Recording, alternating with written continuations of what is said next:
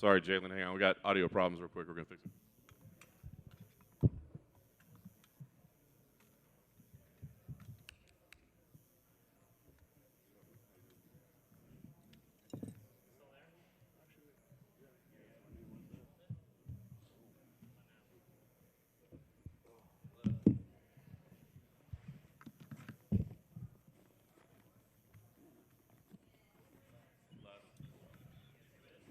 Is this thing working? Just to make sure. All right. We're good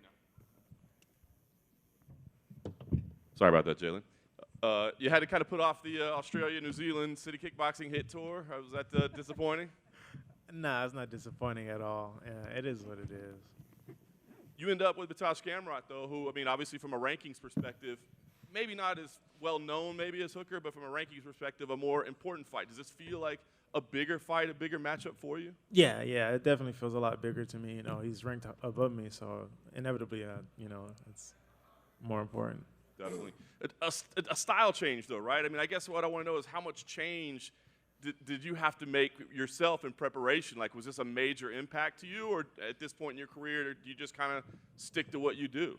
I stick to what I do. You know, I always just try to execute my own game plan, not to worry about my opponent too much. But in preparation for this fight with Hooker, I was anticipating him trying to take me down anyway. So it kind of all like played together like pretty well. Very nice. Last thing for me, I mean, you've been on this upward trajectory, but here we go, main card, top 10 matchup. You know, I mean, 6 straight wins. You walk out of here. I mean, what's the goal here? Are you start calling out numbers? You start calling out names? What's the plan after this? Man, the plan is just get this one over with first, get the hand raised, get that 6th consecutive finish, and then we see what the company wants me to do after that. Jalin, over here. I saw an interview where you said that your ultimate goal is you're chasing greatness. Is Gamrot, a win over Gamrot, does that get you further, like closer to that than a win over Dan Hooker would have had you? Oh yeah, definitely, a lot sooner. Because I feel like you know, the last question that people want to answer is, oh, how's Jalen's grappling? How's this? How's that? So, you know, a victory over Mataush would definitely solidify a lot of those doubts in people's mind about my grappling accolades and my takedown defense. So.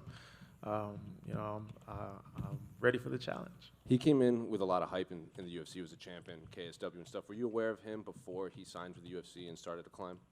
No.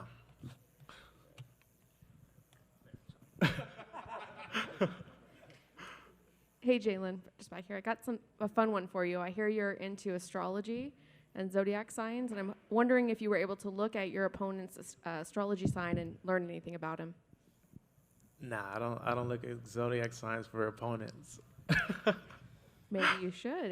You're into zodiac signs, correct? Yeah, I am, but not for opponents. I mean, mainly for like compatibility with friends and family, or maybe like relationship stuff, but that's it. So you've never looked into it before you accepted a fight or thought about a certain time of the month you're fighting or anything like that? Never thought of that at all, but I'm definitely going to look into that. That might make some sense. Well, he's a Sagittarius, so look it up backstage. Oh, all right. Well, I'm a Taurus, so the bull's coming. Thank you.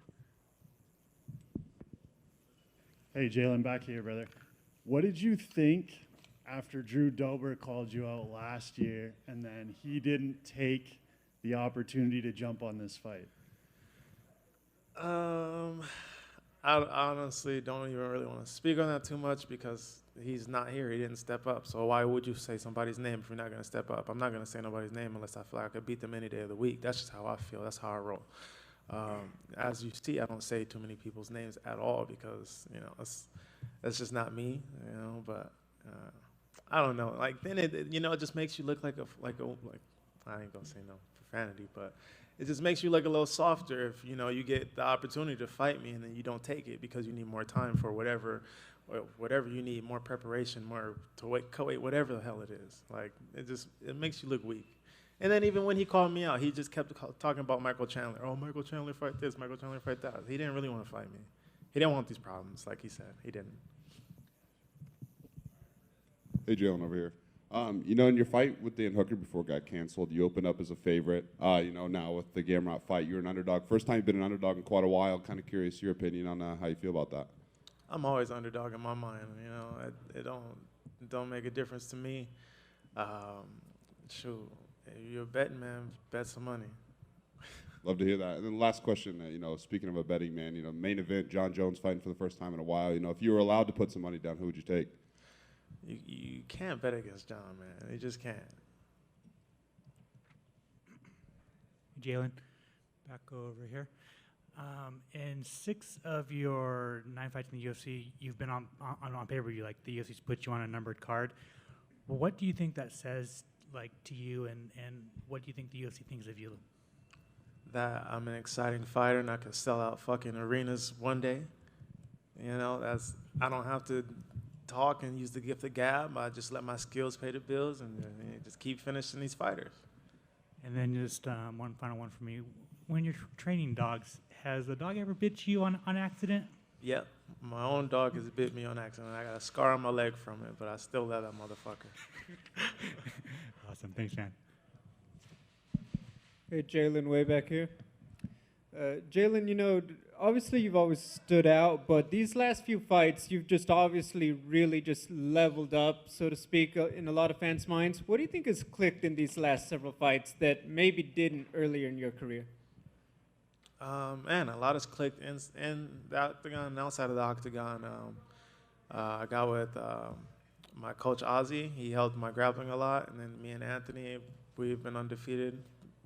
Having him in my corner, you know, I just got better versed in the coaching aspect. You know, I got better coaches around me, and you know, my mindset just changed. You know, I just look at it as like the clock's ticking, so I take everything importantly and I take everything into accountability, and I just leveled up my training. You know, I've always been kind of a talented guy, so you know, I kind of relied on my talent, and now I just started to work a little bit harder. So it's paying off.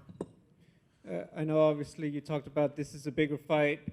Just looking at the division and the fact that you didn't get to fight Dan Hooker, was part of you wanting Volkanovski to win? That way you could kind of complete that circuit of the Australian fighters at lightweight? Man, you know what? Like, I ain't got nothing against the Australians. Like, none of those dudes. Like, it just was what it was. Like, they kept stepping up to fight me. I kept stepping up to fight them. And honestly, like, the main reason why I caught out down is because I wanted to fight on the Perth card. I wanted to go back to Australia, but you know, it is what it is. Thank you. That's it. All done. Yeah, Jen. One last question about the main event. What is your opinion about Jones and GANE? Who is your favorite? I like both the guys. I trained with John a long time ago when I was an amateur, so you know, I know him personally. GANE is a good guy. You know, I'm really excited to see him showcase his skills too. But you know, I'm not gonna go against John. You know, it is what it is. Thank you guys.